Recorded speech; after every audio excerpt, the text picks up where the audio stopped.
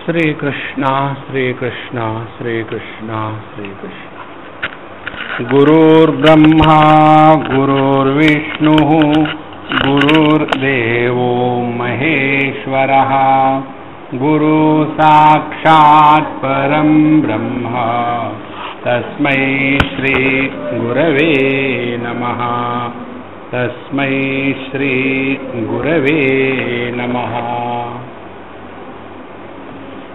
108 प्रकार की गीताएं हैं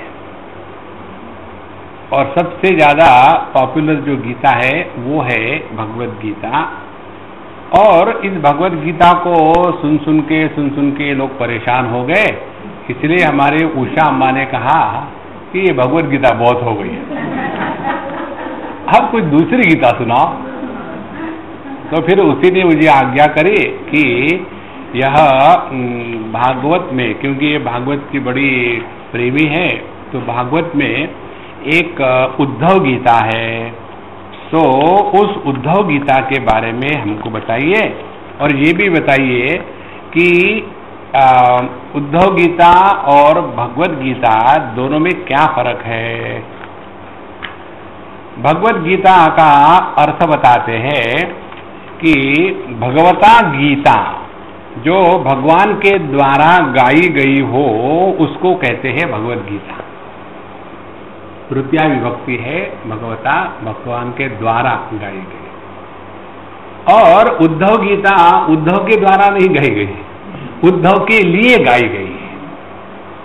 तो भगवद गीता में जो शिष्य है वो अर्जुन है और उद्धव गीता में जो शिष्य है वो उद्धव जी है। अब दोनों में मूल फर्क क्या है? अधिकार के अनुसार उपदेश किया जाता है। एक बार एक हमारे जैसे बाबा जी थे, बैठे थे आराम से, पान खा रहे थे, तो उनका शिष्य बगल में बैठा था। उतने में एक सज्जन सामने से आए, महाराज जी जब तक के आदमी मेहनत ना करे कुछ नहीं होता। ठीक बात है ना? बिल्कुल ठीक बात, बिल्कुल ठीक बात। फिर वो महाराज जी की मोहर लगा करके अपने विचारों पर चला गया। दूसरे सज्जन आए, महाराज जी मेहनत कितना भी करे आदमी, जब तक ये भगवान की कृपा नहीं होती। एक बार हम दिल्ली से पिलानी जा रहे थे, हमारे सामने एक कार थी, उस पर लिखा हुआ था भापे दी फुल कृपा। क्या हो सकता है भापे दी फुल कृपा, भापे दी फुल कृपा? और हम जाया, समझ में नहीं आ रहा है क्या हो सकता है। ये संस्कृत नहीं है, उर्दू नहीं है, हिंदी नहीं है, भापे दी फुल कृपा। और जाते जाते और वही हमारे मन में जब चल रहा था मंत्र का, भापे दी फुल कृपा। तो हम एक जगह रुके चाय पीने के लिए, और पिलानी और दिल्ली के बीच में हरियाणा पड़ता है, राजस्थान में पड़ता है। तो एक जगह हम रुके चाय पीने के लिए एक होटल में, और हमने कहा प्राजी चाय बनाओ, तो उन्होंने चाय बनाई, तो अच्छी नहीं बनी। तो हमने कहा प्राजी चाय में मजा को ना आए, तो उसने मेरा देखा, मजा आता नहीं बाबा जी, मजा लेना पड़ता है। कितनी बढ़िया बात है। देखो, जिस दिन मुझे उसने बताया भापे दी फुल कृपा का अर्थ समझ में आ गया। भगवान की जब पूर्ण कृपा होती है ना, तब सब समझ में आ जाता है। देखो, तो वहां दूसरे सज्जन ने कहा कि मेहनत तो करनी पड़ती है, लेकिन जब तक भगवान की कृपा नहीं होती कुछ नहीं होता। तो महात्मा जी ने कहा हाँ जी बिल्कुल ठीक है। पहले को भी ठीक कहा, दूसरे को भी ठीक कह रहे। अब तीसरे आए, तीसरे ने पूछा कि महाराज जी ये बात सच है कि नहीं, कि चाहे हम कुछ करें ना करें, खुदा मेहरबान तो गधा पहलवान। बोले बिल्कुल ठीक बात है, खुदा की मेहरबानी गधों पर ही होती है।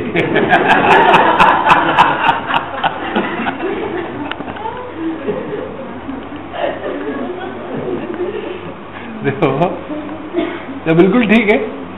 तो वो भी चले गए, और हमारे चेला जी महाराज परेशान कि महाराज जी ये क्या बात है, पहले को भी आपने ठीक कहा, दूसरे को भी ठीक कहा, तीसरे को भी ठीक कह रहे, सच क्या है ये हमको बताइए। बोले सच बात तो ये है, मैं किससे बात कर रहा था, उनसे, तुम क्यों सुन रहे थे? ध्यान से सुनना संतो, उपदेश जिसको किया जाता है उसी के लिए होता है।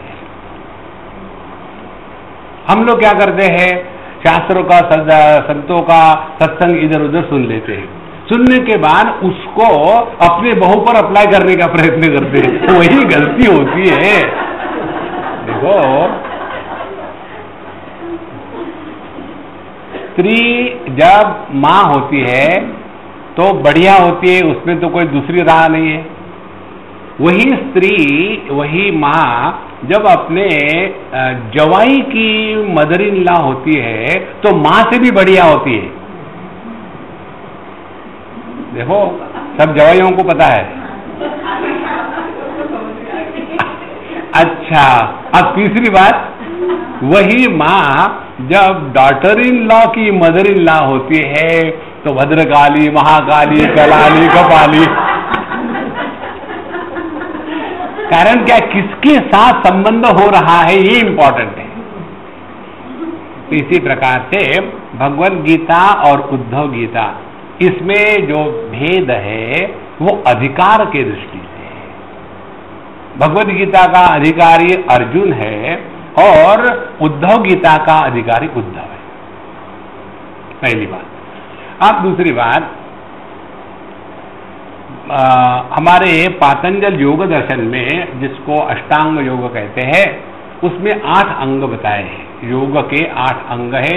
योग योगी है, जैसे देही और देह, उसी प्रकार से योग जो है उसके अंग है। कौन से अंग है? यम, नियम, आसन, प्राणायाम, प्रत्याहार, धारणा, ध्यान और समाधि, ये 8 अंग है। अब इन 8 अंगों में से जो पहले 2 अंग है यम नियम, इसको समझना हो तो एक एक वाक्य में ऐसा समझ ले कि यम साधना में क्या नहीं करना चाहिए वो बताया, और नियम साधना में क्या करना चाहिए ये बताया है। देखो वहां तो 5-5 बातें बताई है, भागवत में यम नियम के 12-12 बातें हैं। तो उन्होंने अर्जुन और उद्धव, इन दोनों में क्या फर्क है? अर्जुन जो है वो जगत के साथ संबंध रख रहा है, और उद्धव कौन है? वो अपने साथ संबंध रख रहा है। हमारे सबके जीवन में समस्या 2 स्थानों से आती है, एक तो अन्य से समस्या आती है, दूसरी स्वयं से समस्या उत्पन्न होती है। तो जिस व्यक्ति को अन्य के साथ माने जगत के साथ रहना है, तो उसको जगत के साथ कैसे रहना है? अद्वेष्टा सर्वभूतानां मैत्र करुण एवच। देखो जगत के साथ रहने की जो प्रक्रिया है उसमें क्या नहीं करना चाहिए, क्या करना चाहिए, यह बात भगवद गीता में बताई। देखो अर्जुन को ये समस्या कहाँ थी कि मैं अपने से युद्ध नहीं करता हूं, उसको समस्या ये थी कि मैं अपने दादाजी को, गुरु को कैसे मारूं। उसके दिमाग में ये बात नहीं आ रही थी कि जो समस्या है बाहर के जगत में नहीं होती, समस्या होती है अपने अंदर। देखो विक्षेपित और मोह से पीड़ित जो मन है वही सभी समस्या की खदान है, और जिस मन में कोई मोह नहीं है, विक्षेप नहीं है, वही मन सभी समस्या का समाधान है। अब अर्जुन की बात क्या थी? अर्जुन की बात ऐसी थी, एक सज्जन एक बार हमको कहीं कार से ले जा रहे थे। आजकल कलकत्ते के रोड फिर भी थोड़े ठीक हो गए, पहले कलकत्ता वाज होली सिटी, इतने होल होते थे रोडों पर, और 2 होलों को जोड़ने वाला जो पट्टा था उसको रोड कहते थे। माने रास्ते में होल नहीं थे, होलों के बीच में रास्ता था, इट वाज होली सिटी।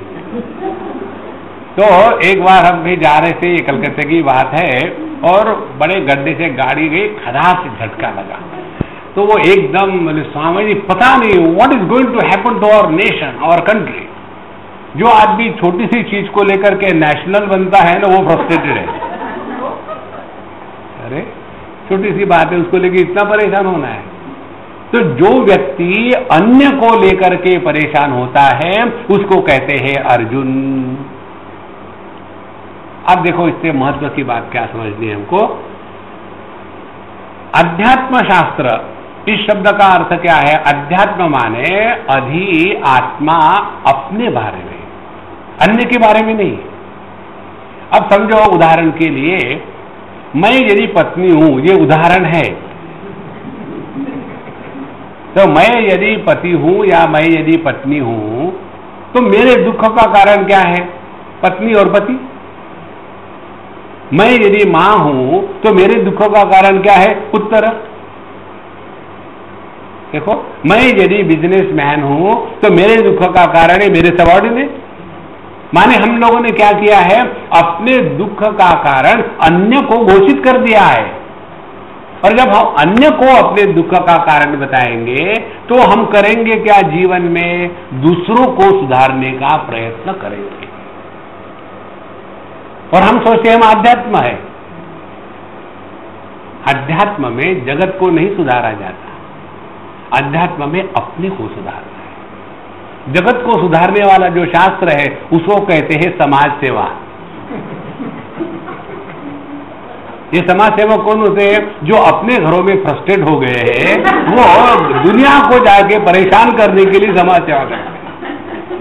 जो अपने में मस्त है वो काहे को दुनिया में जाएंगे, परेशान हो जाएंगे। देखो, हमने कई समाज सेवकों को देखा है, घर में तो परेशान है और बाहर जाकर के परेशानी को फ्री डिस्ट्रीब्यूट करते हैं। अच्छा, तो अर्जुन की बात ये थी कि वो अन्य को दोष दे रहा था। और कैसे अन्य को दोष दे रहा था? उसने अन्य को ये दोष दिया, प्रथम अध्याय में भगवान अर्जुन कहता है भगवान से कि ये जो धृतराष्ट्र के दुर्बुद्धि पुत्र है, माने वो खराब है और हम अच्छे हैं। देखो, और अपने बारे में वो यही कहता है, पश्चात भी हम तो समझदार है। जो व्यक्ति अन्य को बुरा और स्वयं को समझदार कहता है, उससे बड़ा बेवकूफ दुनिया में आज तक पैदा हुआ है। देखो महाराज, तो ऐसे जो अर्जुन है उनको भगवद गीता में इंटरेस्ट आता है।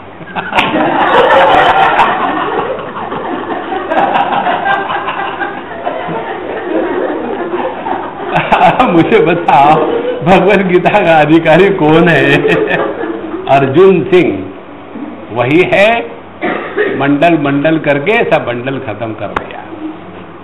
अच्छा महाराज, अब ये ऐसे अर्जुन से यदि बात करनी हो भगवान श्री कृष्ण को, तो वो भिन्न राग में बात करेंगे। देखो, तो जैसा रोगी उसी प्रकार की दवाई होती है।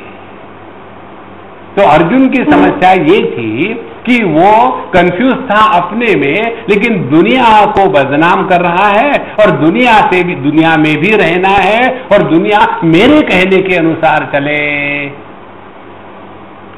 देखो, इसीलिए पूरी भगवद गीता को पढ़ते समय हमको दो ऑप्शन है। एक ऑप्शन ये है कि हम भगवद गीता को पढ़ते समय किसका पक्ष लेते हैं? अर्जुन का पक्ष लेते हैं या भगवान कृष्ण का पक्ष लेते हैं? अर्जुन सिंह का पक्ष लेंगे तो प्रश्नों के बाद प्रश्न, लेकिन कथम भीष्मवहम संके द्रोणम च मधुसूदन, एक के बाद एक प्रश्न। फिर प्रश्न पूछेगा कि चंचलम ही मन कृष्ण प्रमाथि बलवद दृढ़, मन बड़ा कठिन है, उसका नियंत्रण लाना बड़ा कठिन है। माने एक बार आदमी के दिमाग में प्रश्न पूछने का रोग लग गया ना, तो जैसे हम कहीं जगह जाते हैं ना, तो लोग हमको देख करके प्रश्न पूछते हैं, वैसे नहीं होते उनको प्रश्न, because I am a questionable personality. शुरू कर दिया। ऐसे नहीं कि हम क्वेश्चनेबल है, वो भी डाउटफुल है।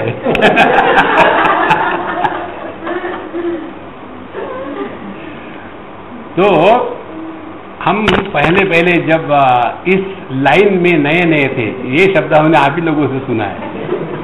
हमको लोग पूछते स्वामी जी आप इस लाइन में कब से आए? अब क्या बताएं, जब से लाइन मारना छोड़ दिया इस लाइन में आ गए। अच्छा, तो पहले हम प्रश्न, उसके उत्तर, अन्य को समझाना, इसमें बड़ा इंटरेस्ट लेते थे।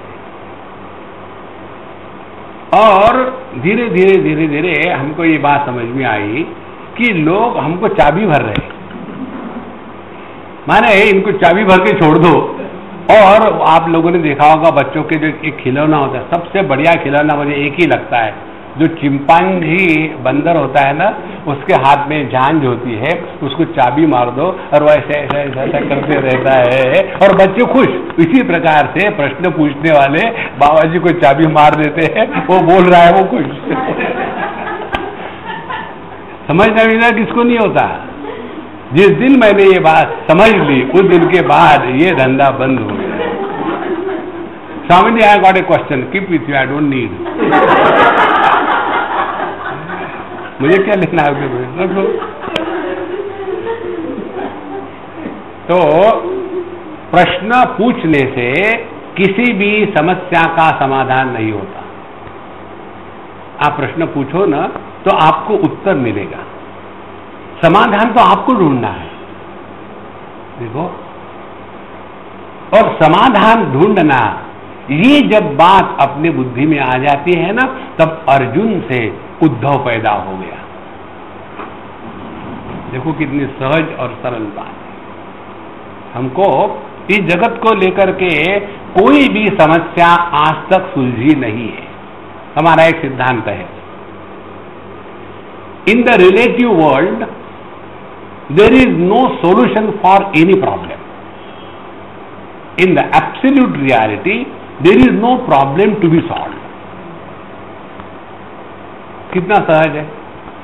यदि ये सत्य है तो ये सापेक्षता के जगत में क्यों हम परेशान हो गए खाली पीली? या ऐसा है तो ऐसा ही है बस, और क्या। इसीलिए अर्जुन ने जितने प्रश्न पूछे हैं वो सब सापेक्षता को लेकर के।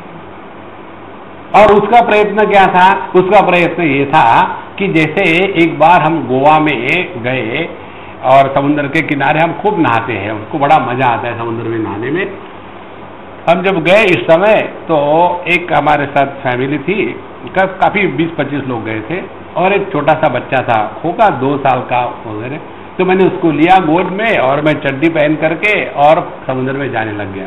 तो उसकी माँ स्वामी जी कुछ नहीं होगा, फिक्र मत करो, तुम देखो कैसा मजा आता है। फिर उसको ले गया मैं, फिर उसका बाप भी आया, खूब खेले वगैरह। और वहां एक सज्जन ऐसे विवेकानंद की पोज में खड़े थे, तौलिया लपटे। तो मैंने कहा कि विवेकानंद महाराज आइए समुद्र में। बोले नहीं, मैं राह देख रहा हूं कि लहरें आना जब बंद हो जाएगा ना तब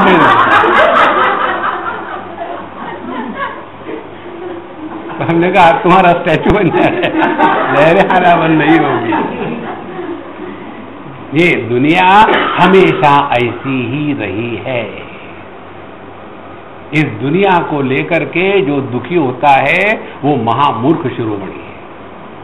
ये दुनिया हमेशा ऐसी रही है। हमारे बंबई के एक बड़े संत हो गए जिनका नाम था निसर्गदत्त महाराज। उनका हमारे जीवन पर बहुत बड़ा प्रभाव है।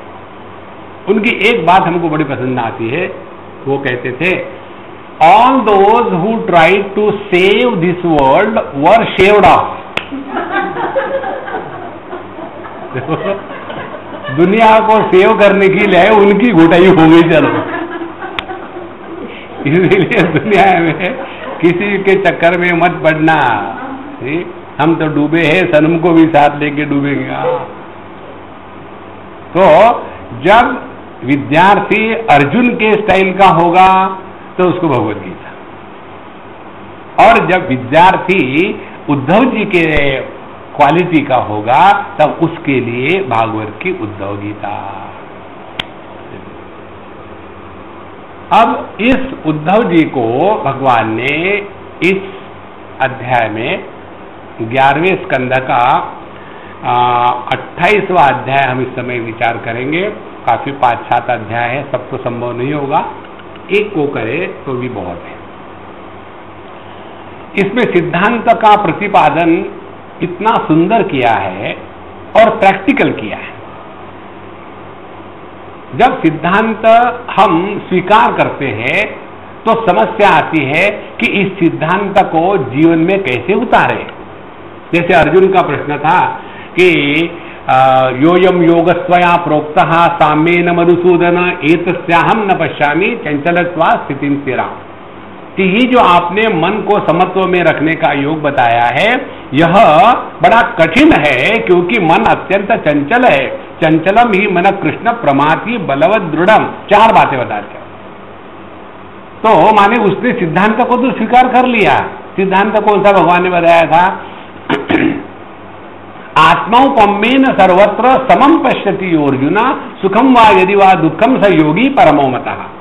जो सबको अपने जैसा स्वीकार करता है तो जो व्यक्ति अन्य के सुख में प्रसन्न है और अन्य के दुख को लेकर के मदद का हाथ बढ़ाता है, वो योगी है, वो परम योगी है, वह सुपर डीलक्स योगी है। माने ये बात अर्जुन ने स्वीकार कर ली, लेकिन उसके सामने समस्या ये थी कि मन को समत्व में लाना तो बड़ा कठिन है बाबा, कैसे संभव होगा?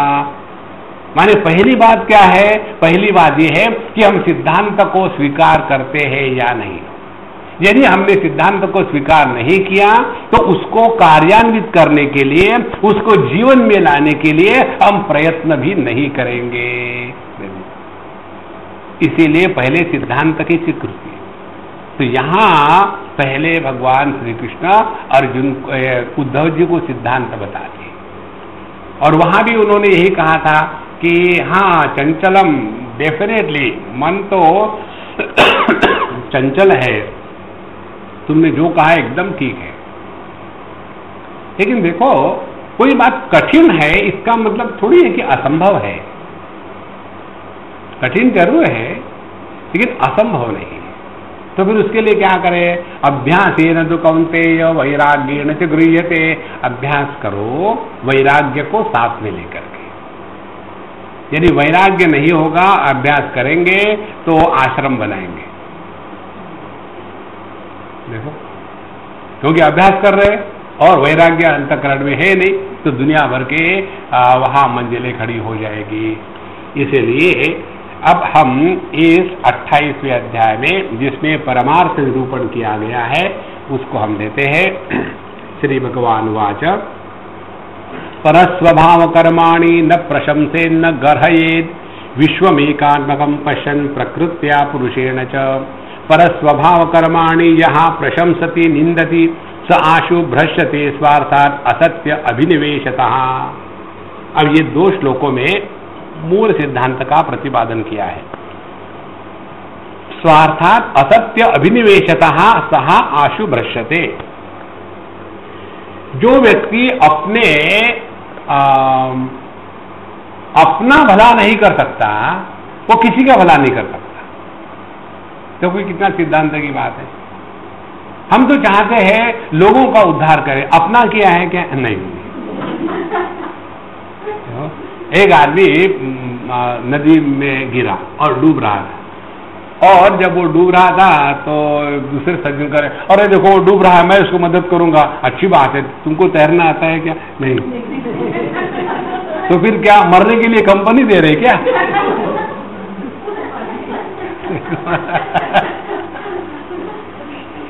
कितनी सहज बात है। तो पहले हमको स्वार्थात् भ्रश्यते जीवन का एकमात्र लक्ष्य है, भगवद गीता के 6वें अध्याय में भगवान ने बताया है। 4थे अध्याय में उन्होंने कहा है, हमको इसको लेकर के हमेशा बंगालियों की याद आती है। यदि भगवान श्री कृष्ण बंगाली थे, भगवान की दृष्टि कृपा से नहीं थे, यदि भगवान श्री कृष्ण बंगाली थे तो वो भगवद गीता के 4थे अध्याय का ये श्लोक कैसा कहते? कौन सा श्लोक? जोधा जोधा ही धर्मस्य ग्लानिर्भवति भारतो।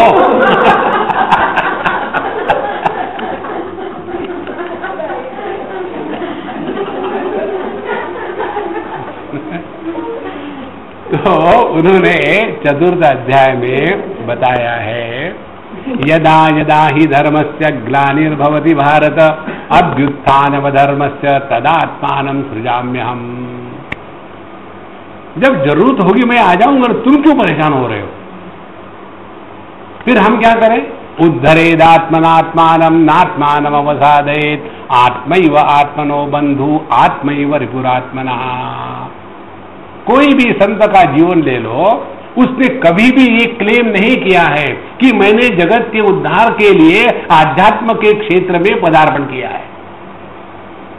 हमारे तुलसीदास जी महाराज स्वांत सुखाय तुलसी रघुनाथ गाथा, उन्होंने रामायण का प्रचार करने के लिए नहीं लिखा रामायण। देखो, उद्धरेदात्मनात्मानं नात्मानम् अवसादयेत्, अपने जीवन का एकमात्र लक्ष्य है और वो ये है कि पहले अपना भला करो, नहीं तो हम तो डूबे हैं सनम, पब्लिक को भी साथ लेके डूबेंगे। उपनिषद में आता है, मुंडकोपनिषद में और कठोपनिषद में आता है, अविद्यायाम अंतरे वर्तमाना स्वयं धीराः पंडितम मन्यमाना दंद्रम्यमाना पर्यंति मूढ़ा अंधे नैव नीयमाना यथांधा।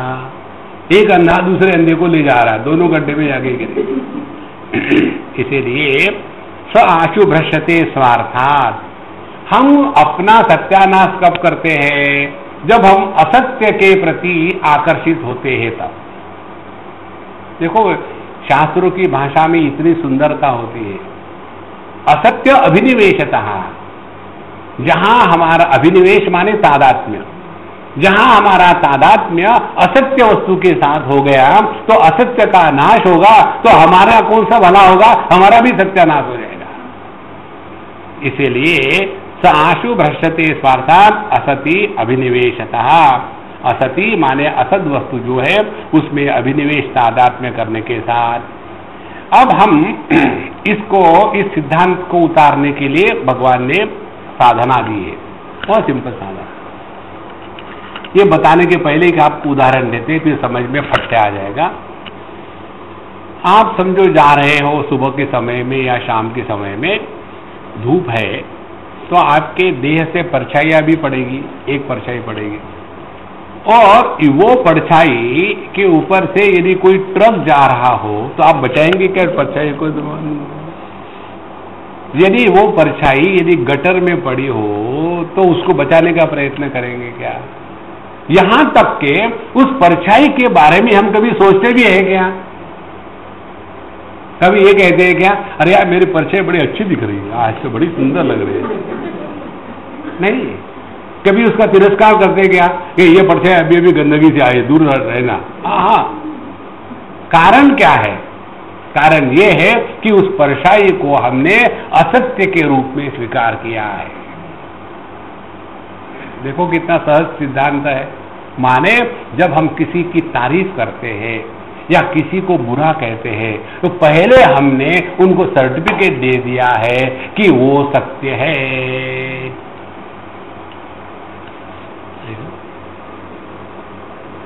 यदि हम लोग वर्ल्ड बैंक को अप्लाई करें कर्जे के लिए, काहे को कर्जा? ऑस्ट्रेलिया में पानी की बड़ी दुर्दशा है, इसीलिए हम इंडियन साइंटिस्ट ने ये सोचा है कि वहाँ रेगिस्तान बहुत बड़ा है, तो वहाँ जो मृग तृष्णिका मिराज वाटर्स है उसको हार्वेस्ट करके उससे लोगों को पानी पिलाने का प्रोजेक्ट करना है। उसके लिए पैसे चाहिए तो वर्ल्ड बैंक को अप्लाई करें। मैं आपको गारंटी देता हूँ वर्ल्ड बैंक पैसा दे देगी।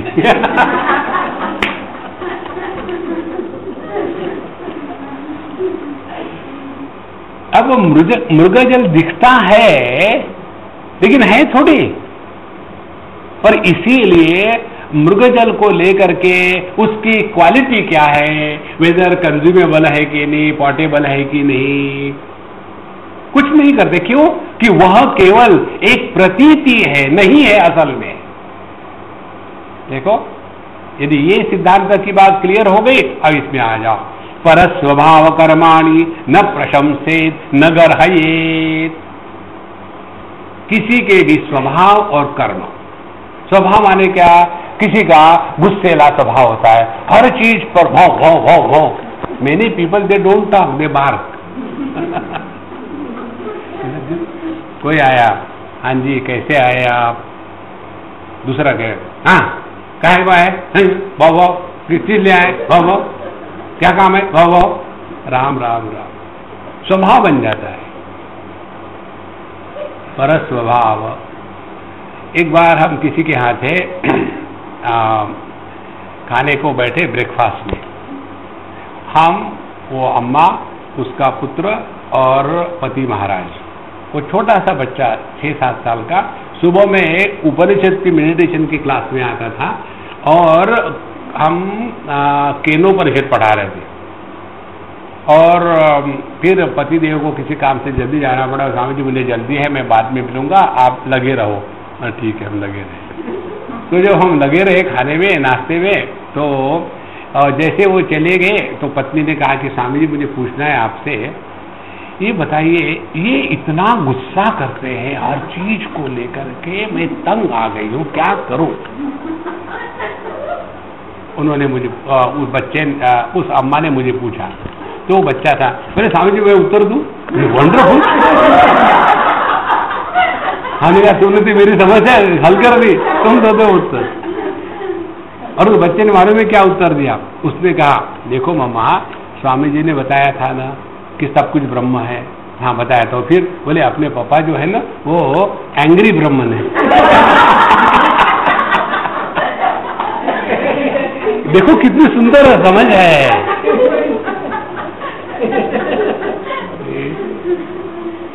यदि ये बात कितनी दिखने को छोटी सी लगती है, लेकिन है कितनी सूक्ष्म। तो चाहे या तो आप सबको परमात्मा के रूप में स्वीकार करो, या सबको आप केवल मिथ्या के रूप में स्वीकार करो।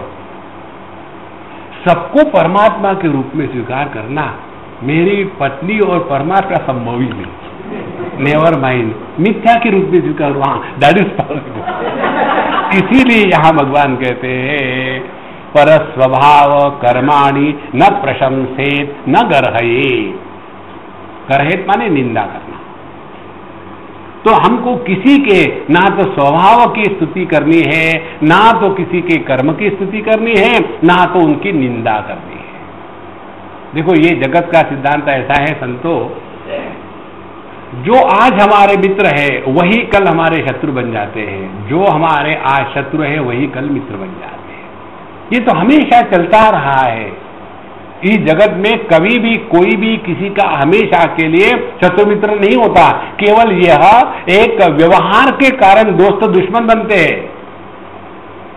जहां हमने इस सिद्धांत को हृदय में उतार लिया, तब उस सिद्धांत को जीवन में लाने के लिए पहली बात क्या है?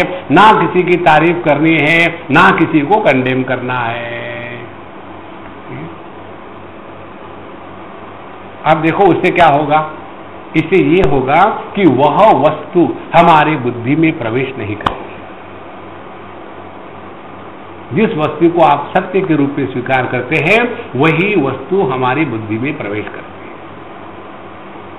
है। इसीलिए हम कितने लोगों को मिलते हैं, हमको किसी के भी नाम मालूम नहीं, याद भी नहीं आते। कई बार लोग मिलते हैं, जैसे अभी कल परसों एयरपोर्ट पर बम्बई में एक सज्जन अपने पति के, स्वामी जी आप कहाँ जा रहे हैं? हमने कहा जाऊं तो जाऊं कहाँ, बताओ। बोले आप जैसे टीवी में हो वैसे भी बाहर रहते हो क्या? हमने कहा हाँ वैसे ही कपड़े पहन के बाहर रहता हूं। अरे हमने उनको जानते भी नहीं कौन है वो। तो वो चलने के बाद स्वामी जी आपको सब लोग जानते, कौन थे वो? हमने कहा बदली मुट्ठी 1.25 लाख की, मुझे क्या पता। How does it matter who is who? देखो सबसे बड़ी जो साधना हम कर रहे हैं, बाबूजी ने बताया ना, हमारा स्लोगन बदल गया है कि ये टाइम पास। टाइम पास माने bypass the time. When you go beyond the past and the future, you are beyond time. जैसे जितना भी हमारा समय है वही जाने कहाँ गए वो दिन भाड़ में। वही पुरानी बातें, वही पुरानी बातें। हमको तो कभी कभी क आती है, वही पुरानी बात है। स्वामी जी आप कहाँ के हो, आपने शादी करी कि नहीं, क्यों नहीं करी, कितनी बार करी, आपके माँ बाप अभी भी जिंदा है क्या? क्या फर्क पड़ता है कौन क्या है कहाँ है? जो व्यक्ति केवल वर्तमान में जीता है वही आध्यात्मिक साधक है। देखो, इसीलिए परस्वभाव कर्माणि न प्रशंसेत न गर्हेत। ना तो हमके किसी के स्वभाव पर कोई टिप्पणी करनी है, ना तो किसी के कोई कर्म पर टिप्पणी करनी है। देखो, तो नेट रिजल्ट ये हो जाएगा, वो वस्तु हमारी बुद्धि में प्रवेश नहीं करेगी। जब किसी वस्तु ने हमारी बुद्धि में प्रवेश नहीं किया तो हमारा मन कैसा हो गया? दर्पण के जैसा। दर्पण क्या है? सबको प्रतिबिंबित करता है, किसी का तिरस्कार नहीं करता, लेकिन किसी को पकड़ के नहीं रखता। हमारा मन कैसा है? फोटो की फिल्म के जैसा, जो आया पकड़ लिया, जो आया पकड़ लिया, और फिर वहां एल्बम बनाते हैं। आपको मालूम है ना एल्बम का अर्थ क्या है? जैसे अल कायदा है ना, जैसे एल्बम। ये टेररिज्म है, दूसरा कुछ नहीं है। इसीलिए ना हमको किसी की स्तुति करनी है, ना किसी की बुराई करनी है। जो जैसा है बढ़िया है। देखो, ये कितनी सहज बात है। आपको मिर्ची इसलिए पसंद है कि वो तीखी है, और आपको करेला इसलिए पसंद है कि वो कड़वा है। आपको पति इसलिए पसंद है आपके कि वो बहुत गुस्सा करते हैं। आपको आपकी पत्नी इसलिए पसंद है कि डम्बो है, तो आप कभी दुखी होगी ही नहीं। देखो, लेकिन हम क्या चाहते हैं कि हमारे पति गुस्सा ना करे, तो जिंदगी भर दुखी रहो। एक सज्जन ने मुझे कहा था, इसलिए मैं बता रहा हूं, स्वामी जी पता नहीं मेरी पत्नी इतनी डम्बो है, क्या करूं? हमने कहा भाई मैं तुमसे एग्री करता हूं। तो पत्नी को गुस्सा है, स्वामी जी आप भी मुझे कह रहे। हमने कहा मुझे पूरा तो बोलने दो। क्या? हमने कहा देखो ये डम्बो है, ये तो सिद्धांत पक्का हो गया, मैंने सर्टिफिकेट दे दिया, क्योंकि जो तुम्हारे जैसे व्यक्ति से शादी करती है वो समझदार कैसी हो सकती? दम तो होनी ही चाहिए ना। Life becomes extremely simple. तो जो जैसा है ना वैसा चलने दो बस। न स्वभाव परस्वभाव कर्माणि न प्रशंसेत न गर्हेत। और फिर विश्वमेकात्मकं पश्यन् प्रकृत्या पुरुषेण च। तो यह जो संपूर्ण विश्व है ये केवल एक ही तत्व की अभिव्यक्ति है, एक ही तत्व।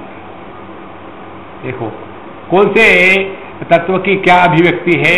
वही परमात्मा देही के रूप में प्रकट हो रहा है, वही परमात्मा देह के रूप में प्रकट हो रहा है। देह और देही दोनों एक ही परमात्मा की अभिव्यक्ति है। देखो, यदि बिजली नहीं होती तो ये बल्ब का जन्म होता था क्या? तो ये बल्ब के जन्म का कारण बिजली है, और उसमें से जो प्रकाश आ रहा है वो भी उसी बिजली का ही तो कार्य है। देखो, माने एक ही बिजली के अधिष्ठान पर बल्ब और उसमें का जो प्रकाश है दोनों प्रकट हो रहे। इसी प्रकार से एक ही सच्चिदानंद परब्रह्म एकमेवा द्वितीय ब्रह्म के ऊपर ही, इसी पर यह प्रकृति पुरुष का खेल चल रहा है। देखो, अभी हम कहीं से आ रहे थे, बम्बई की बात है, कल की बात है। आते आते देखा एक जगह में बड़े सुंदर पेड़ लगाए थे, ऐसे लाइन से, बीच में का एक पेड़ मरा हुआ था। तो मैंने उसको देखा गाड़ी सामने की, मैं ऐसा देखता गया। तो मेरे फ्रेंड ने बताया जी क्या देख रहे हैं आप इतना? मैंने बोला एक मरा पेड़ है उसको देख रहा था मैं। आगे गए, एक कहीं चूहा या बिल्ली वो मरी पड़ी हुई थी, उसको भी मैंने ऐसे ऐसे ऐसे ऐसे देखा, फिर चला गया। तो बोले स्वामी जी क्या हो रहा है? हमने बोला आप फ्री में नहीं बताएंगे, काफी पिला फिर बताएंगे। फिर हमने चेक इन कर दिया लगेज, पास ले ली, बोर्डिंग पास, बाहर आ गया। हमने कहा आप काफ़ी बनाओ, फिर हम बताएंगे। फिर हम लोग काफ़ी पी रहे थे। हमने कहा देखो, मेरे दिमाग में विचार यही चल रहा था कि बाकी के पेड़ों में और उस पेड़ में क्या फर्क है। केवल एक ही फर्क है कि जो मरा पेड़ है उसमें से चेतन सत्ता जीवन के रूप में प्रकट नहीं हो रही है। जो मरा चूहा था उसमें से वही चेतन सत्ता जीवन के रूप में प्रकट नहीं हो रही थी। देखो,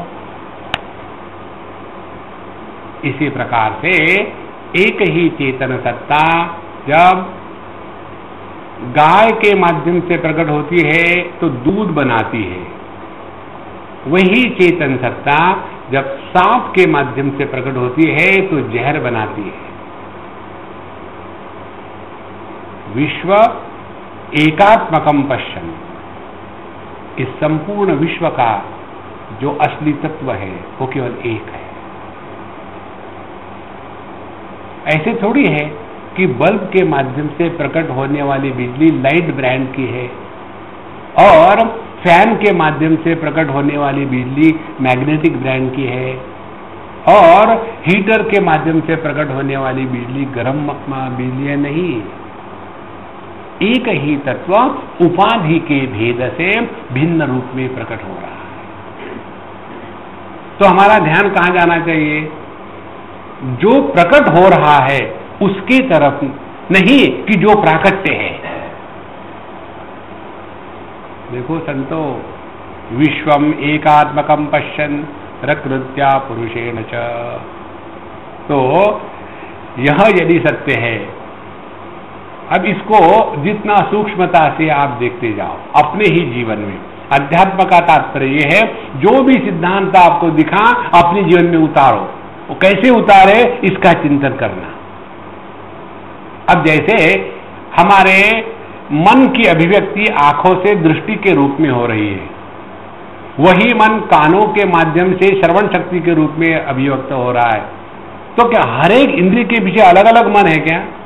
एक ही मन है ना। तो ये 5 ज्ञानेंद्रिय एक ही मन की अभिव्यक्ति है। इसी प्रकार से प्रत्येक जीवित देह में जो मन है भिन्न भिन्न, वो एक ही चेतना की अभिव्यक्ति है।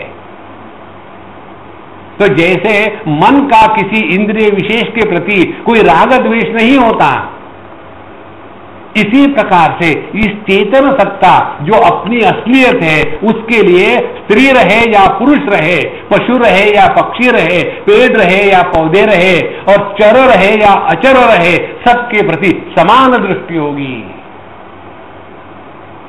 देखो, यही बात भगवान कहते हैं 6वें अध्याय में, आत्मौपम्येन सर्वत्र समम पश्यति अर्जुन। जैसा मन सभी इंद्रियों के प्रति समान है, उसी प्रकार से जब हम इस चेतन सत्ता में प्रतिष्ठित हो जाते हैं, न मे द्वेषोऽस्ति न प्रियः, फिर कोई अपना नहीं कोई पराया नहीं, सभी अपने हैं, या तो कोई भी अपना नहीं। देखो हमारा स्टैंडर्ड कैसा है, दिखाने के दांत अलग है, खाने के दांत अलग है। यहां तो सबको अपना स्वीकार करो या किसी को भी अपना स्वीकार मत करो।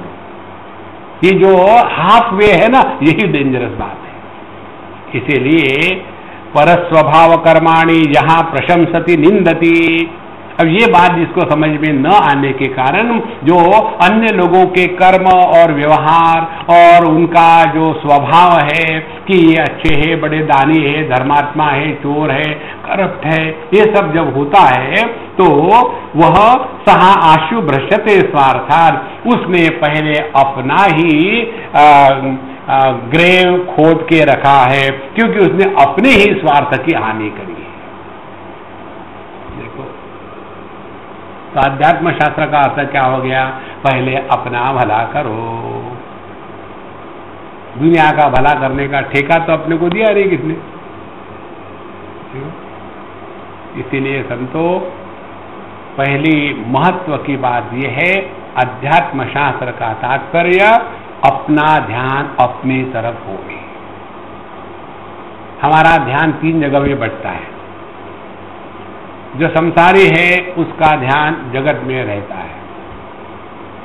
बंगले कितने, गाड़ियां कितनी है, लोग कैसे हैं, यहां ध्यान रहेगा। और जो दूसरे प्रकार के लोग हैं उनका ज्ञान अनुभूत वस्तुओं से हटकर के अनुभवों की तरफ रहता है। अच्छा लगा और चाहिए, बुरा लगा नहीं चाहिए। तो या एक तो वस्तुओं में नष्ट हो जाते हैं, दूसरा अनुभूतियों में नष्ट हो जाते हैं, तीसरा जो नष्ट हो जाते हैं वो मैं में, मैंने ये किया, मैंने वहां गया था, मैंने ये किया, उसी में। तीन स्थानों में भटकना यही संसार है। या तो जगत में भटकते हैं, या अपने अनुभव में भटकते हैं, या अनुभव करने वाले व्यक्तित्व को बनाते हैं। इन तीन जगहों में रहना यह संसार है। इसमें से हटने के लिए साधना क्या है? भगवद गीता बताती है, योगिनः कर्म कुर्वन्ति संगम त्यक्त्वा आत्मशुद्धये। तो साधना क्या है? जगत में रहो लेकिन ध्यान रखो अपने मन के स्थिति के तरफ, अपने मन की क्या स्थिति है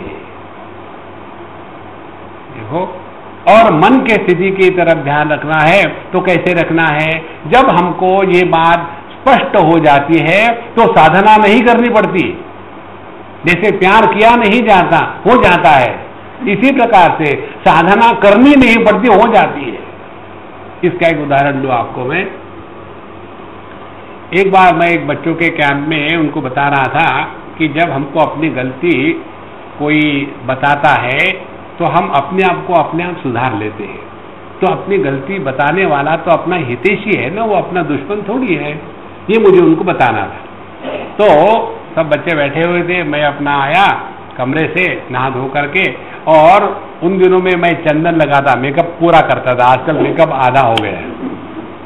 बाबा जीओं का भी मेकअप होता है पूरा का पूरा। कोई लोग फुल स्टॉप लगाते हैं, कोई या लकीरें खींचते हैं, कोई रेलवे लाइन लगाते हैं, कोई भिन्न भिन्न मालाएं पहनते। मैचिंग तो होना ही चाहिए ना। तो मैंने वो चंदन यहाँ लगाया था, यहाँ ऐसा लगा करके आ गया और बैठा सीरियस होकर के, और सभी बच्चे सामने बैठे। क्या हो रहा है, क्यों खामोखा वहां से जा रहे हो? और अब बच्चे ही बच्चे, उसमें से एक ऊँग करेगा, सब हंसेंगे, सब परेशान। हमने भाई क्यों तुम हंस रहे हो, मुझे बताओ। तो बोले स्वामी जी आप गुस्सा मत करना। नहीं, क्या हो गया? खामोखाम अपनी क्लास टाइम बर्बाद हो रहा है। बोले स्वामी जी आपने चंदन यहां लगाया है तो आप कार्टून दिखते हो। तब मैंने कहा कि देखो, तुमने मुझे बताया चंदन मैंने गलत जगह लगाया, तो तुम मेरे दुश्मन हो कि दोस्त हो? और जब मुझे समझ में आया कि चंदन गलत जगह में लगाया है तो मैं उसको वहां रहने दूंगा कि अपने आप मिटा दूंगा? देखो कितनी सहज बात है। इसी प्रकार से जब हम स्वार्थ से भ्रष्ट हो रहे हैं, जब हम अपना ही बुरा कर रहे हैं, ये बात जब समझ में आएगी ना, तो अपने आप ना किसी को अच्छा कहना है ना किसी को बुरा कहना है। फिर क्या करना है? बाबूजी का सिद्धांत, टाइम पास, और कुछ नहीं है। देखो, और हमारा जो डायरी है 2008 का, उसमें आप देखो, उसमें हमने लिखा है टाइम पास 2008 ऑफ स्वामी अनुभवानंद। और ये बात हमारे दिमाग में इतनी घुस गई है कि हम जो यहाँ आए हैं आपके यहाँ, आपको सिखाने के लिए थोड़ी आए, टाइम पास करने के लिए। ध्यान से सुनना, आप भी उसी के लिए आए।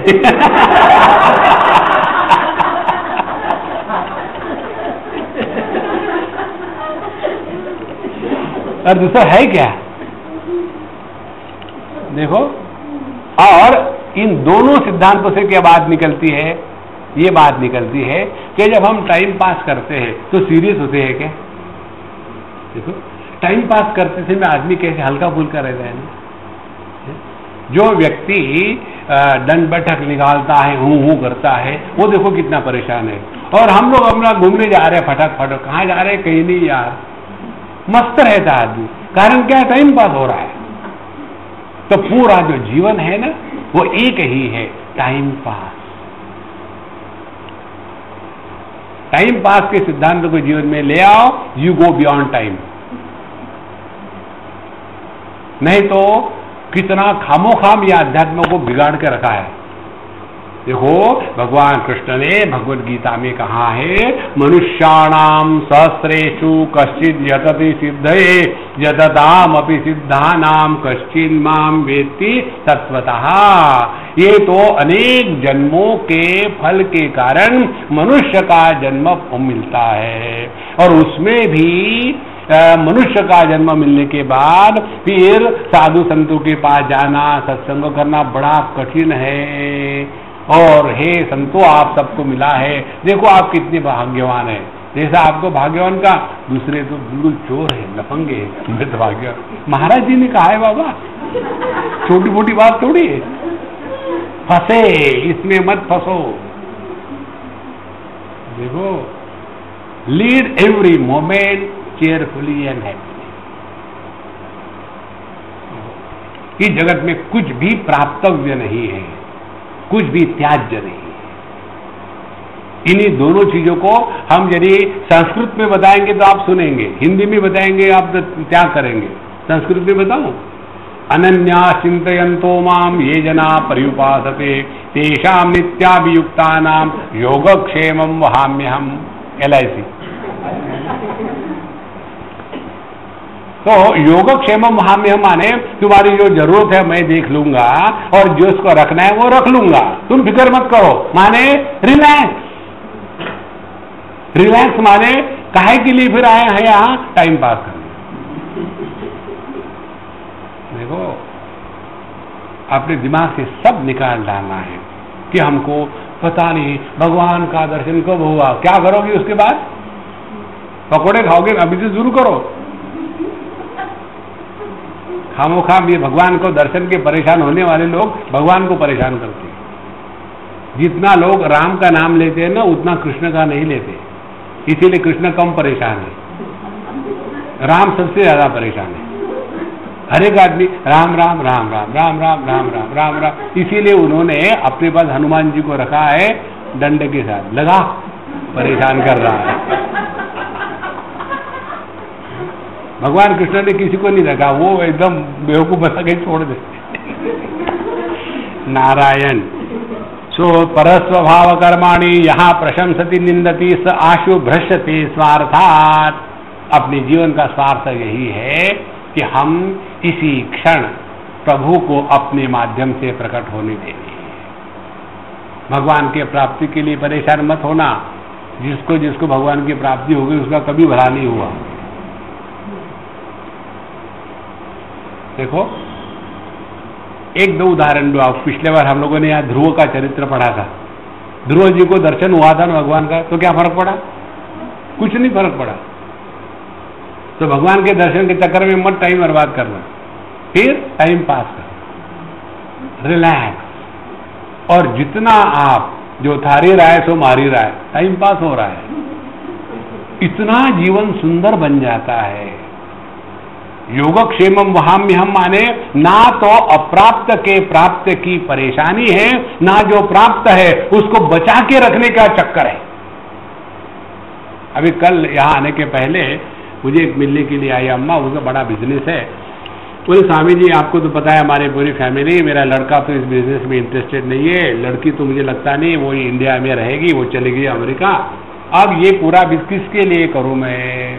मेरा मन ही नहीं लग रहा है, ऐसा लगता है कि सब बंद करके विड्रॉ करूं और आपके साथ रहूं। मैंने मुझे बचाओ।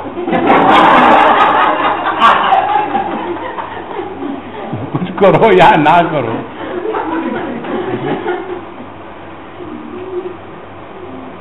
हमने कहा देखो, तुम अपने दिमाग से बात निकाल डालो कि तुम बिना कुछ किए रह सकती हो। सिर्फ टाइम पास करने के लिए तुम कर रहे हो, बाकी कुछ नहीं है। तब देखो मन शांत रहेगा। नहीं तो जितने VRS लेते हैं ना लोग, रिटायर होते हैं ना, वो बाहर से रिटायर होकर के घर में बीबियों का सर खाते हैं और इसीलिए पतले होते हैं। सर हो सब खाए ना। देखो महाराज, इसीलिए स आशु भ्रष्यते स्वार्थात असति अभिनिवेशतः। असत में तादात्म्य करने से, माने जो वास्तविक नहीं है उसको जब हम सत्य मानते हैं तो संसार शुरू हो जाता है। देखो, इसके लिए हम आपको एक दो उदाहरण देंगे, बाद में जैसा आएगा। हम जब गहरी नींद में सोते हैं, ये हमारा बहुत सूक्ष्म चिंतन का विषय है जीवन में। जब हम गहरी नींद में सोते हैं उस समय हम स्त्री होते हैं या पुरुष, उस समय हम देह के अंदर होते हैं या बाहर, उस समय हम 2008 में होते हैं या 1947 में होते हैं, लेकिन हम होते जरूर है। माने अपना अभाव का अनुभव हमको नहीं होता। तो यह स्थूल देह के साथ तादात्म्य होने से जो जागृत पुरुष पैदा होता है वो टेम्पररी है, वो सत्य नहीं है। जैसे मैंने अपने पत्नी के साथ तादात्म्य किया तो कौन पैदा हुआ? पति पैदा हुआ। दुखी कौन होता है? पति। आदमी कभी दुखी नहीं होता और पति कभी सुखी नहीं होता। देखो, और फिर हमने पत्नी से तादात्म्य छोड़ दिया, फिर जाकर के बच्चे के साथ तादात्म्य किया तो अब बाप बन गए। अब जो दुखी होने वाला है वो बाप है, वो पति नहीं है और वो आदमी भी नहीं है। तात्पर्य क्या निकला? जहां जहां परिच्छिन्न वस्तु के साथ तादात्म्य होता है और उस तादात्म्य के कारण जो व्यक्तित्व बनता है, क्योंकि वस्तु परिच्छिन्न थी वो व्यक्तित्व भी परिच्छिन्न है, वो परिपूर्ण नहीं है। तो साधना कौन सी करनी है? पूछने की आवश्यकता है कि परिच्छिन्नता के साथ तादात्म्य का त्याग करना, यही साधना है। देखो, जहां जहां हम छोटे दायरे में फंसे हैं ना, वही संसार शुरू हो जाता है। सिद्ध कहते हैं पूर्णमदः पूर्णमिदं पूर्णात् पूर्णमुदच्यते। नारायण। तो तैजसे निद्राया पन्ने पिंडस्थो नष्टचेतनः मायां प्राप्नोति मृत्युं वा तद्वानार्थ दृक्पुमान्। अब आगे कहते हैं कि देखो, जब निद्रया तैजसे आपन्ने पिंडस्थः नष्टचेतनः, जब हम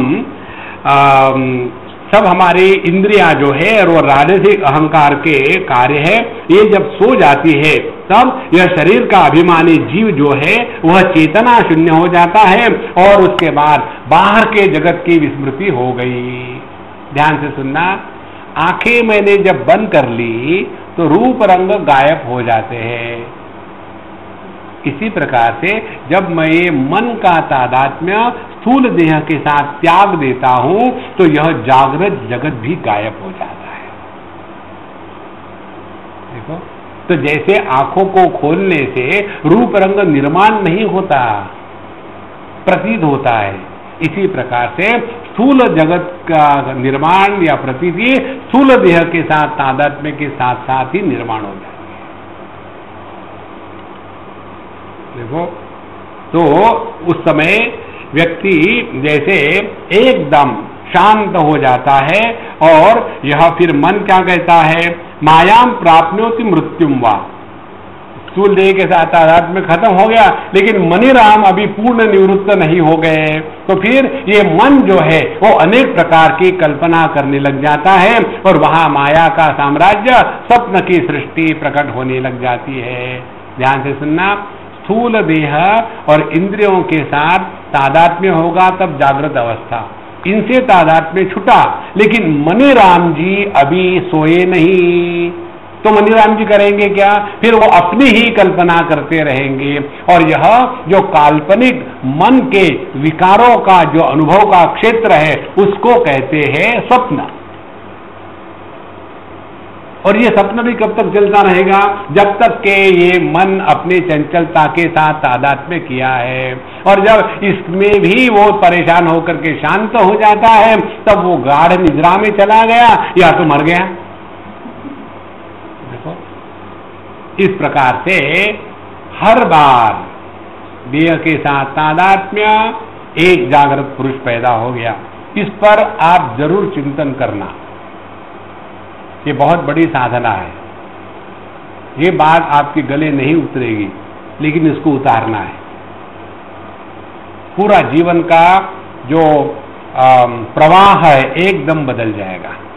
कौन सा चिंतन है? जिस प्रकार से हर एक स्वप्न में एक नया स्वप्न पुरुष पैदा होता है। कल का सपना देखने वाला, परसों का सपना देखने वाला, आज का सपना देखने वाला, इनका कोई रिश्ता है क्या? हर एक सपने में नया फ्रेश स्वप्न पुरुष पैदा होता है ना। इसी प्रकार से हर एक जागृत अवस्था में नया जागृत पुरुष पैदा होता है। कल का जागृत पुरुष और आज का जागृत पुरुष, इनका कोई संबंध नहीं। हम क्या करते हैं? जैसे ये फूलों की माला बनाई है, हर एक फूल अलग अलग है, इनका कोई संबंध है क्या? लेकिन वो कैसी बन गई माला?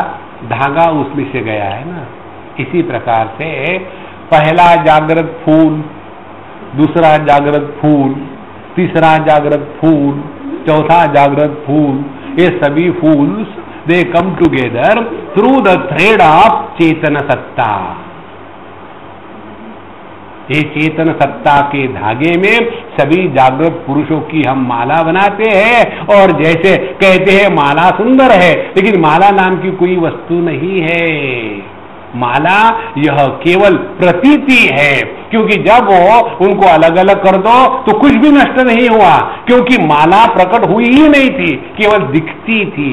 इसी प्रकार से हम जो पूरा अपना भूतकाल को लेकर के सर पर ढोते हैं, वो ये माला के जैसा है, न होते हुए भी उसकी प्रतीति होती है। इसी को कहते हैं ईगो। देखो, जैसे ईमेल वैसे ईगो। देखो महाराज, आप मुझे बताओ, ईगो को नष्ट करना है तो ये इसी उदाहरण को और आगे सूक्ष्म चिंतन करो। जितने ज्यादा फूल उतनी लंबी माला, जितने कम फूल उतनी छोटी माला। एक ही फूल हो तो माला नहीं बनती। केवल आप वर्तमान में रहो तो ईगो पैदा ही नहीं होता।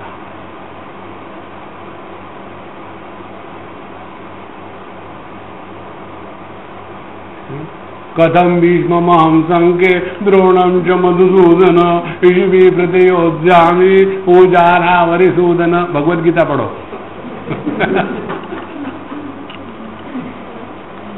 देखो महाराज, जिसने इस तत्व को समझ लिया है ना, उसके लिए साधना करनी नहीं पड़ती। तब भगवान शंकराचार्य के मंत्र समझ में आते हैं। योग रतो वा भोग रतो वा संग रतो वा संग विहीना यस्य ब्रह्मणि रमते चित्तम नंदति नंदति नंदति एव। फिर वो परेशान नहीं होता साधना करने के लिए। साधना करने में जो परेशान होते हैं वो अन्य को भी परेशान करते हैं। वो पूजा करके आएंगे, सब पर चिल्लाएंगे, क्योंकि पूजा में फ्रस्ट्रेट हो रहे थे।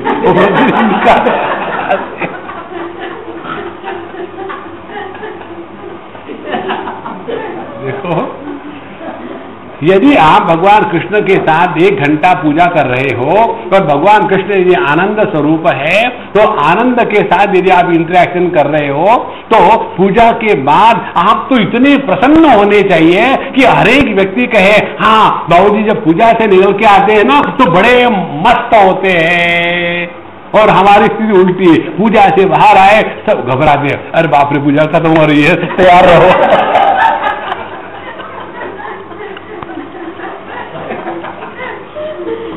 मुझे एक बच्चे ने पूछा था, इसलिए मैं आपको बता रहा हूं। स्वामी जी आप भगवान कृष्ण के भगत है? हमने कहा हूं। क्यों? तो बोले भगवान कृष्ण बहुत खराब है क्या?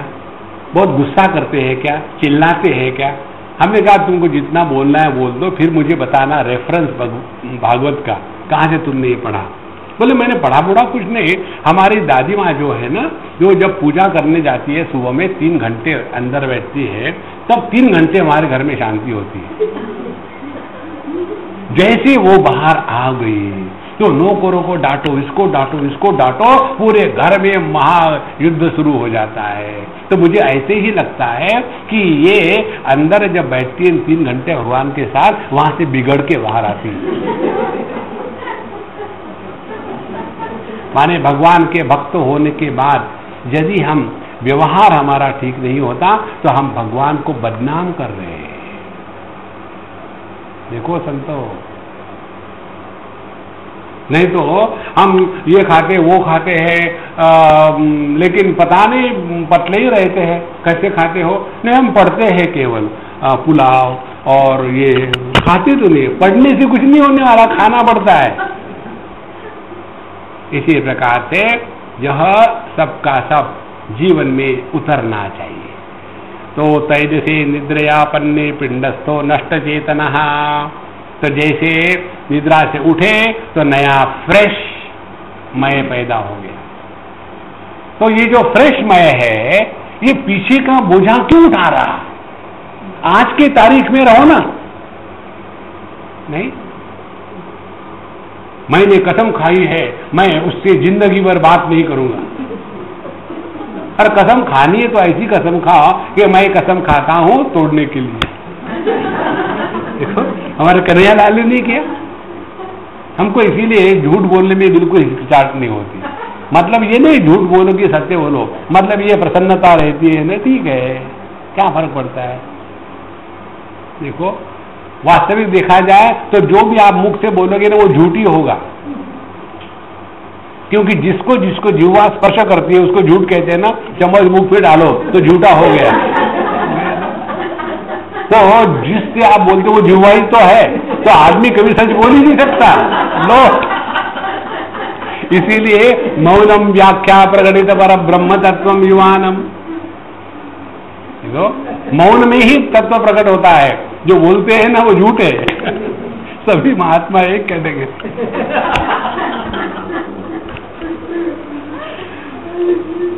इसीलिए तैजसे निद्रयापन्ने पिंडस्थो नष्ट चेतनः मायाम प्राप्नोति मृत्युम वा तद्वानार्थ दृक्पुमान्।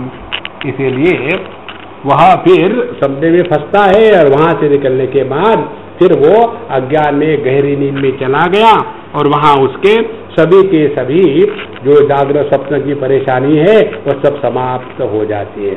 और उस समय किम भद्रम वा द्वैतस्या वस्तुना कियन वाचोदितम तदनृतम मनसा ध्यातमेव च। और इसलिए उस समय में एक वस्तु अच्छी है, बुरी है और महत्व की है, महत्व की नहीं है, इसका कोई मतलब है क्या? स्वप्न में हमने गाय देखी और एक उसको मारने वाला देखा, तो जागृत अवस्था आने के बाद ना तो वो गाय पवित्र थी ना मारने वाला बुरा था, दोनों ही मन का विलास मात्र था। देखो किस प्रकार से, ध्यान से सुनना, अच्छी वस्तु को देखने से आंखें पुण्यवान नहीं होती, बुरी वस्तु को देखने से आंखें पापवान नहीं होती। आंखें क्या है? केवल प्रकाशित करती है रूप रंग। कानों के द्वारा भगवान का नाम सुनो या किसी से गाली सुनो, तो नाम सुनने से कान को पुण्य नहीं मिलता, गाली सुनने से कान को पाप नहीं मिलता। इसी प्रकार से मन में सद्विचार आवे या बुरे विचार आवे, मन पर उसका कोई प्रभाव नहीं है। मन केवल सबका प्रकाशक है। इसी प्रकार से यह चेतन सत्ता में जागृत आवे, स्वप्न आवे, सुषुप्ति आवे, समाधि आवे, ये चारों बादल मंडराते हैं, चले जाते हैं। यह चिदाकाश ज्यों का त्यों है। यह सिद्धांत की मान हृदय में उतारने के लिए आप जो भी करो वो साधना है। देखो क्या करो ये थोड़ी बताया। कन्हैयालाल कहते 9वें अध्याय में यद करोषि यदश्नासी यज्जुहोषि ददाति यद तपस्यसि कौन्तेय तत् कुरुष्व मदर्पणम। माने तुम्हारे प्रत्येक व्यवहार में यदि ये सिद्ध होगा कि आप चेतन सत्ता है तो आप क्या कर रहे हो उससे कोई मतलब नहीं। इसीलिए यह उद्धव गीता दुनिया के लिए नहीं है, अपना ध्यान अपने स्वरूप के तरफ ले जाना है। उद्धव के सामने समस्या जो थी ना, वो समस्या हम सबके सामने है।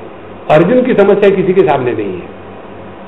देखो, किसको अपने दादा को मारने की समस्या आ गई? किसी को नहीं। किसको अपने गुरु को मारने की समस्या? किसी को नहीं।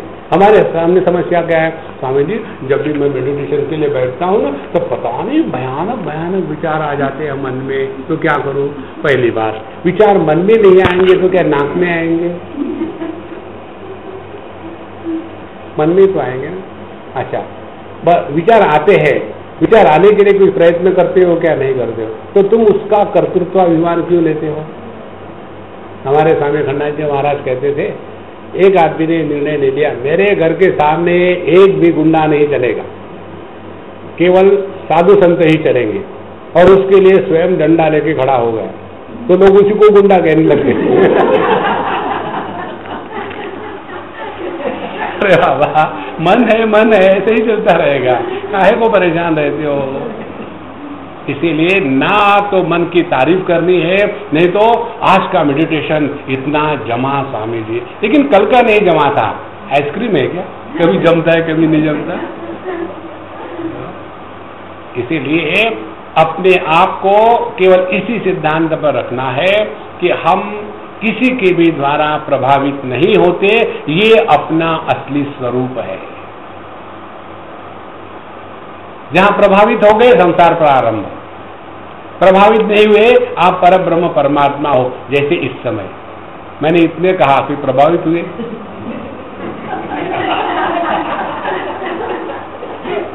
यही आपका स्वरूप है। ओम पूर्णमदः पूर्णमिदं पूर्णात् पूर्णमुदच्यते पूर्णस्य पूर्णमादाय पूर्णमेवावशिष्यते। ओम शांति शांति शांति। हरि ओम। श्री गुरुभ्यो नमः। हरि ओम।